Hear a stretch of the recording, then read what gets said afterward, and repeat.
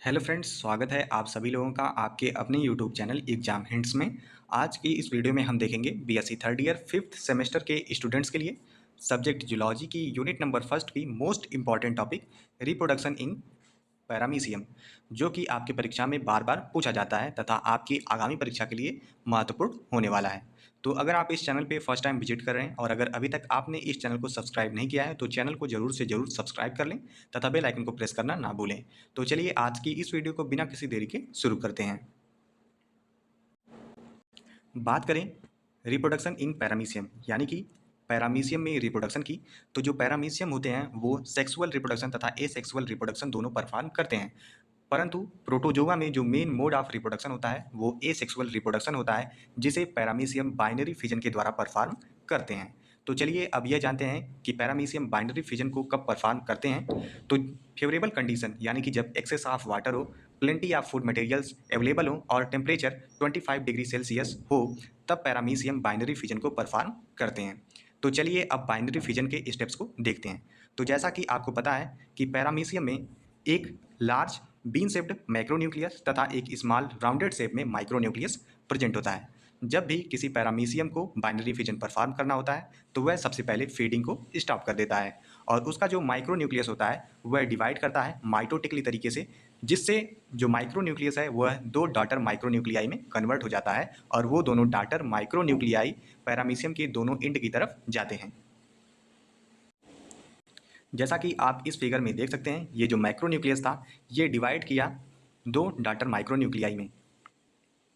अब उसी टाइम पर जो माइक्रोन्यूक्लियस बीन शेप्ड का होता है वो ए माइटोटिकली डिवाइड करता है तथा उसमें एक स्ट्रेच उत्पन्न होता है जिससे वो डंबल शेप्ड के माइक्रोन्यूक्लियस में कन्वर्ट हो जाता है।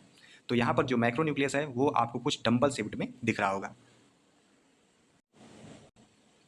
बाइनरी फिजन के दौरान जो पैरामीशियम में ओरल ग्रुप पाया जाता है वो डिसअपीयर हो जाता है।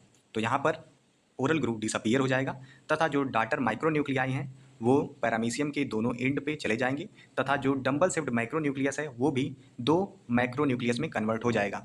जब माइक्रोन्यूक्लियस तथा माइक्रोन्यूक्लियस डॉटर मैक्रो और माइक्रोन्यूक्लियाई में कन्वर्ट हो जाएंगे तो पैरामीशियम जो पेरेंट पैरामीशियम है उसकी बॉडी में एक ट्रांसवर्स कंस्ट्रक्शन उत्पन्न होगा जो पेरेंट पैरामीशियम के साइटोप्लाज्म को दो भागों में विभाजित कर देगा और इस प्रत्येक भाग से एक नए डॉटर पैरामीशियम का फॉर्मेशन होता है। डॉटर पैरामीशियम में एक एक कॉन्ट्रेक्टाइल वैक्यूल पेरेंट पैरामीशियम से चला जाता है तथा दूसरा जो कॉन्ट्रेक्टाइल वैक्यूल होता है वो नया बनता है। इस प्रकार बाइनरी फिजन के द्वारा एक पैरामीशियम से दो डॉटर पैरामीशियम का फॉर्मेशन होता है। तो यह थी आपकी कंप्लीट बाइनरी फिजन की परफॉर्मेंस। तो चलिए अब इसे हम थ्योरेटिकल तरीके से देखते हैं कि आप इसे कैसे लिखेंगे। The main mode of reproduction in protozoa is asexual, यानी कि प्रोटोजोआ में जो मेन मोड ऑफ रिप्रोडक्शन होता है वो एसेक्सुअल होता है। During favourable condition, excess of water, plenty of food, 25 degree Celsius temperature, paramecium multiplies by transverse binary fission, यानी कि जब फेवरेबल कंडीशन आती है जिसमें excess of water, plenty of food materials available और टेम्परेचर 25 डिग्री सेल्सियस होता है तो पैरामीशियम ट्रांसवर्स बाइनरी फिजन के द्वारा मल्टीप्लाई करने का कार्य करते हैं। तो इनमें जो बाइनरी फिजन के स्टेप्स हैं उन्हें समझते हैं। तो जो पहला स्टेप है, the animal stop feeding and the micronucleus divide into two mitotically, यानी कि जब पैरामीशियम को बाइनरी फिजन परफॉर्म करना होगा तो वह फीडिंग को स्टॉप कर देगा तथा जो माइक्रोन्यूक्लियस है वो दो डॉटर माइक्रोन्यूक्लियस में माइटोटिकली तरीके से डिवाइड हो जाएगा। The two daughter nuclei move apart towards the opposite and, और जो दो डॉटर माइक्रोन्यूक्लियाई होंगे वो पैरामीशियम के दोनों अपोजिट एंड पर चले जाएंगे। The mean time macronucleus divides A mitotically, और उसी समय जो मैक्रोन्यूक्लियस होगा वो ए माइटोटिकली तरीके से डिवाइड होगा। Then a transverse construction develops at the middle part of the body which divides cytoplasm into two equal parts, और उसी समय एक ट्रांसवर्स कंस्ट्रक्शन जो होगा वो पेरेंट पैरामीशियम की बॉडी में अपीयर होगा जो उसके साइटोप्लाज्म को दो भागों में विभाजित कर देगा।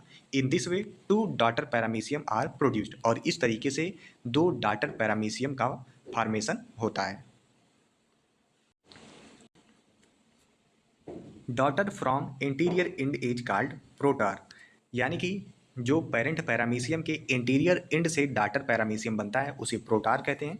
And another daughter from posterior end is called opisthe, और जो पोस्टीरियर इंड से जिस डाटर पैरामीशियम का फॉर्मेशन होता है उसे ओपिस्थ कहते हैं।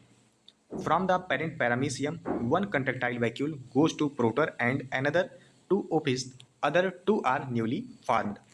पेरेंट पैरामीशियम से एक कंट्रेक्टाइल वैक्यूल प्रोटर को तथा एक कंट्रेक्टाइल वैक्यूल ओपिस्थ जो कि डाटर पैरामीशियम है को जाते हैं, और जो अन्य एक एक कंट्रेक्टाइल वैक्यूल हैं वो नए बनते हैं।